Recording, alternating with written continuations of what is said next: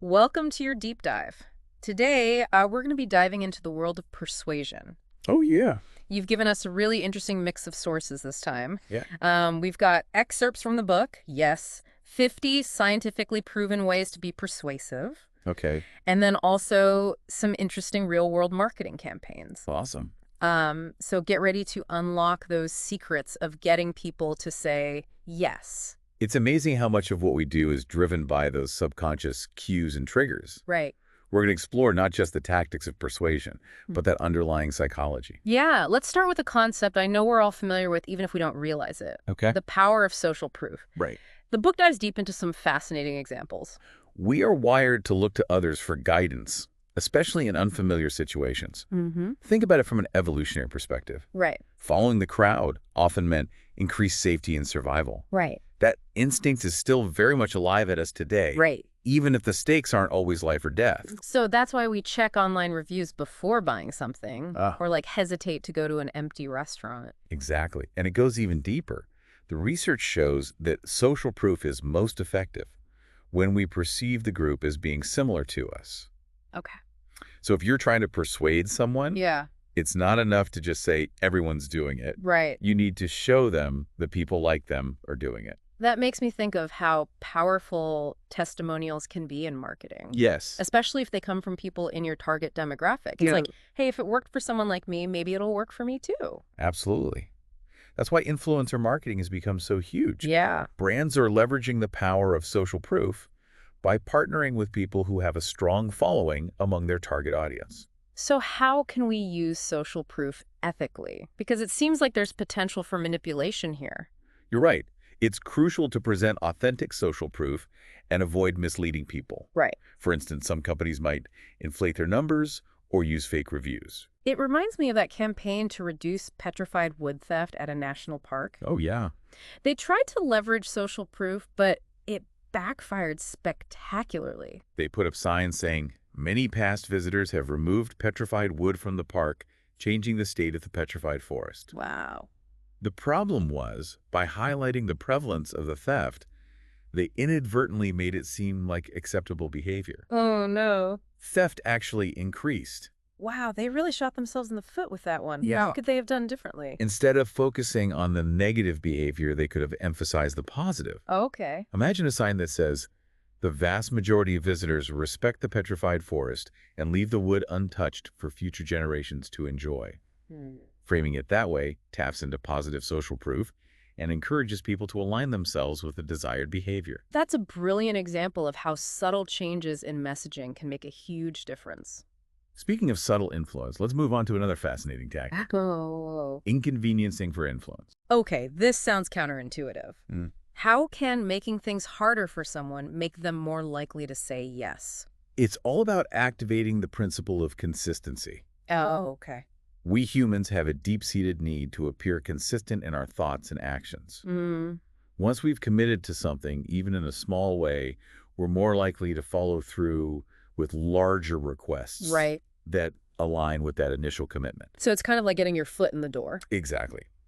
Think about this classic study. Okay. Researchers asked homeowners if they'd be willing to display a small sign in their window supporting safe driving. Okay.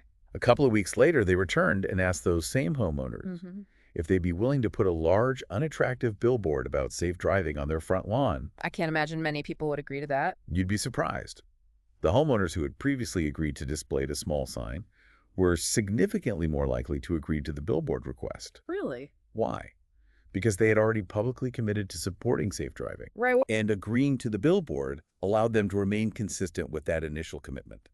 That's incredible. Yeah. So even a small, seemingly insignificant request Yeah, can set the stage for larger commitments down the line. precisely.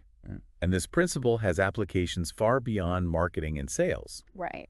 Think about how you can use this to achieve personal goals or encourage positive behavior changes. For example, if you want to get back into shape, don't start by trying to run a marathon. Right. Commit to a small, achievable goal first, like going for a 15-minute walk every day. Yeah. Once you've established that consistency, you can gradually increase the intensity and duration of your workouts. You've got it. It's about building momentum and leveraging that inherent desire for consistency to your advantage. Now, what if I told you that simply mimicking someone's body language could increase your chances of persuading them? Really? I've heard of mirroring before, but I always thought it was a bit of a manipulative tactic. It can be, Yeah. but it can also be a natural way to build rapport and connection. Okay. When we mirror someone's behavior subtly, Right. we activate mirror neurons in their brain, which creates a sense of empathy and liking. Interesting. Think about it. Okay. We tend to gravitate towards people who are similar to us, and mirroring is a way to subconsciously signal that similarity. So it's not about awkwardly copying every single gesture, Right. but more about subtly reflecting their energy and demeanor. Exactly. Yeah. There was this fascinating study where waiters who repeated their customers' orders verbatim Uh-huh. received significantly larger tips than waiters who simply paraphrased. Wait, really? Just by repeating the order word for word? That's wild. It seems simple, but it subtly reinforces the customer's choice and creates a sense of validation. Okay. This waiter really gets me. They might think subconsciously. I'm gonna have to try that next time I'm at a restaurant. Okay, on to the next principle. The price of freebies. Okay. This one really caught my eye because it seems counterintuitive. Hmm. Wouldn't offering something for free always be a good thing? You'd think so, right? But it turns out offering too many choices or bonus gifts can actually decrease interest in a product. It all comes down to how we perceive value. So how does that work? I mean, who doesn't love free stuff? Think about it this way. When we're faced with too many options, Yeah. it can lead to decision paralysis. Oh, yeah. We become overwhelmed and ultimately choose nothing at all. Oh, I definitely relate to that. I've spent hours online trying to choose between different products, Yeah. only to abandon my cart out of sheer frustration. Exactly. Yeah. And when it comes to freebies, they can sometimes devalue the main product. That's so interesting. Can you give me an example? Sure. One study found that participation in retirement savings plans actually decreased as the number of fund choices increased. Oh, wow. The more options people had, the less likely they were to choose any at all. Interesting. And in another study, people perceived a pearl bracelet as less valuable when it was bundled with a product compared to when it was presented as a standalone item. So the takeaway here is that sometimes less is more. Focus on the core value proposition and don't overwhelm people with too many options or freebies that might actually detract from the perceived value of your main product. Absolutely. Now, this last principle for part one of our deep dive might surprise you. Okay. It's called admitting weaknesses to build strength. Wait, shouldn't we be focusing on our strengths when trying to persuade someone? Why would we highlight our weaknesses? Because it can actually make you more persuasive. Mm. When we're upfront about a minor flaw or drawback, Okay. it disarms skepticism and makes us appear more honest and trustworthy. It's like saying, hey, I'm not perfect, but here's why I'm still a good choice. Exactly. Think about some of the most successful ad campaigns of all time. Okay. Progressive Insurance, for example, directly compares its rates to competitors, even when those competitors are sometimes cheaper. Or Volkswagen's iconic lemon ad for the Beetle, Yes. which boldly highlighted the car's unconventional looks. These campaigns worked because they didn't shy away from potential weaknesses. By addressing them head on, they actually made their strengths seem even stronger. So the takeaway here is that a little bit of strategic vulnerability can go a long way in building trust and credibility. Exactly. It all comes back to authenticity and transparency. Right. People are more likely to believe and trust someone who is upfront about the good and the bad, Right. rather than someone who tries to present a flawless facade. This has been an insightful exploration of some key persuasion principles. It has. But what about applying these techniques to ourselves? Oh, yeah? Can we hack our own minds? That's what we'll uncover in the next part of our deep dive.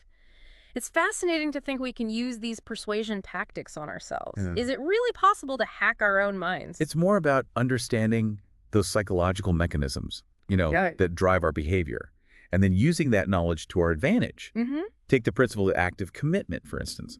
The book talks about a study where college students were more likely to volunteer for an AIDS education project if they actively filled out a form, Okay.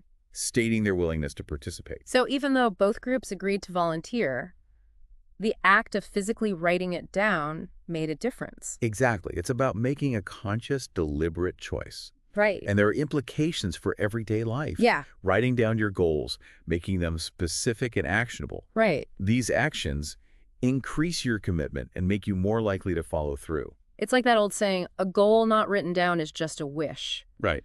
But it's more than just putting pen to paper. It's Yeah, about making a psychological shift from passive intention to active commitment. right. And you can amplify that commitment by sharing your goals with others. Okay. When we make our intentions public, we create a sense of accountability that makes us more likely to stick to our plans. Okay, so we've seen how social proof commitment and consistency can be powerful tools for self-persuasion. What other techniques can we use to nudge ourselves in the right direction? The book talks about a technique called labeling. Okay. It's about assigning positive traits or qualities to someone to influence their behavior. So if I want to encourage my friend to be more helpful, I could say something like, "You're such a generous person. I know I can always count on you." Exactly. Hmm. And the fascinating thing is it works even if the person doesn't initially see themselves that way. Interesting. By labeling them with a positive trait, you plant a seed in their mind, Right. and they become more likely to act in ways that are consistent with that label. It's almost like a self-fulfilling prophecy. Precisely. Yeah. And here's the kicker. You can use this technique on yourself too. Oh, If you're trying to build confidence, start by labeling yourself as a confident person. right. Say to yourself, I am confident I can handle this. Yeah. The more you reinforce that positive label, the more likely you are to believe it and act accordingly. That's a powerful reminder that our thoughts and beliefs shape our reality. Speaking of beliefs, let's talk about the power of framing. Okay. The way we frame information can have a significant impact on how it's perceived and how we respond to it. Can you give me an example? Sure. Imagine you're trying to convince someone to invest in a new business venture. Okay. You could frame it as a high-risk, high-reward opportunity, or you could emphasize the stability and potential for long-term growth. The same information presented in different ways can elicit very different responses. Exactly. And this applies to how we frame things for ourselves as well. Right. If you're facing a challenge, do you see it as an insurmountable obstacle or an opportunity for growth? Yeah. The way you frame the situation will determine your attitude and your likelihood of success. So instead of saying, "I'm so stressed out about this presentation," I could reframe it as, "This presentation is a chance for me to showcase my skills and connect with the audience." Precisely. By reframing challenges as opportunities, you shift your mindset from one of fear and avoidance to one of empowerment and possibility. Okay. So we've talked about using social proof commitment and consistency labeling and framing to persuade ourselves. Yes. What other techniques can we add to our mental toolbox? One that often gets overlooked is the power of visualization. Okay. Athletes use this technique all the time to improve their performance. They mentally rehearse their routines, imagining themselves executing each move flawlessly. Exactly. And research shows that this kind of mental practice can be almost as effective as physical practice. So if I'm nervous about a job interview, I could visualize myself walking into the room, confidently answering the questions articulately and making a great impression. Yes. By repeatedly visualizing that desired outcome, Right. you create a neural pathway in your brain that makes it more likely to happen in real life. That's incredible. So by harnessing the power of visualization, we can actually rewire our brains for success? It's not magic, but it is a powerful tool for self-persuasion. Right. And when you combine visualization with other techniques we've discussed, like active commitment and positive self-labeling, Mhm. you create a potent force for achieving your goals. So it's not just about influencing others, it's about influencing ourselves. Yeah. It's about understanding the psychology of persuasion and using it to create the life we want. And remember, the key to effective self-persuasion is to be intentional, consistent, and authentic. Okay. It's not about tricking yourself. It's about aligning your thoughts, beliefs, and actions with your desired outcomes. This has been an eye-opening exploration of how we can use the principles of persuasion to shape our own lives. It has. But what about the ethical implications? Can these techniques be used for good or for bad? Let's delve into that in the final part of our deep dive. We've uncovered some really powerful persuasion techniques, but like any tool, they can be used for good or for bad. That's a crucial point. Yeah. It's our responsibility to use these principles ethically and with a genuine desire Right. to create positive outcomes. Just because we can influence someone doesn't mean we should. So how do we walk that line between ethical persuasion and manipulation? It comes down to intention and transparency. Ethical persuasion is about empowering people to make informed decisions Yeah. that align with their own values and goals. Yeah. Manipulation, on the other hand, is about using deceptive or coercive tactics Right. to get someone to do something that benefits you regardless of their best interests. So, for example, if I'm a salesperson and I use social proof Mm-hmm. to highlight how many people love my product, that's ethical persuasion as long as those testimonials are genuine Right. and represent a true consensus. Exactly. But if I fabricate reviews or use high-pressure tactics to create a false sense of agency, that crosses the line into manipulation. Exactly. It's about respecting the other person's autonomy and giving them the information they need Right. to make a choice that's right for them. And I imagine this becomes even more important when we're talking about vulnerable populations, Oh, absolutely. like children or the elderly. It's crucial to be extra mindful of the power dynamics at play and to avoid exploiting anyone's vulnerability. So we've talked about the importance of ethical persuasion, but what about recognizing when we're being persuaded? How can we protect ourselves from manipulative tactics? Awareness is key. The more you understand those principles of persuasion, Right. the more likely you are to spot them in action and resist unwanted influence. Pay attention to your emotions if you feel pressured, rushed, or confused. That could be a sign that someone is trying to manipulate you. And it's okay to step back. Yes. Ask questions and do your own research before making a decision. Absolutely. Don't be afraid to say no or to walk away from a situation that feels uncomfortable. Right. Remember, you always have the right to choose. Okay, so let's shift gears a bit and talk about one final persuasion principle that I found particularly intriguing. The power of scarcity. Ah, yes, the classic limited time offer. Right. It's more than just a marketing gimmick, though. Right. Scarcity taps into a deep-seated psychological principle. We place a higher value on things that are rare or hard to come by. It's like that feeling of wanting something even more once you know it's about to disappear. Exactly.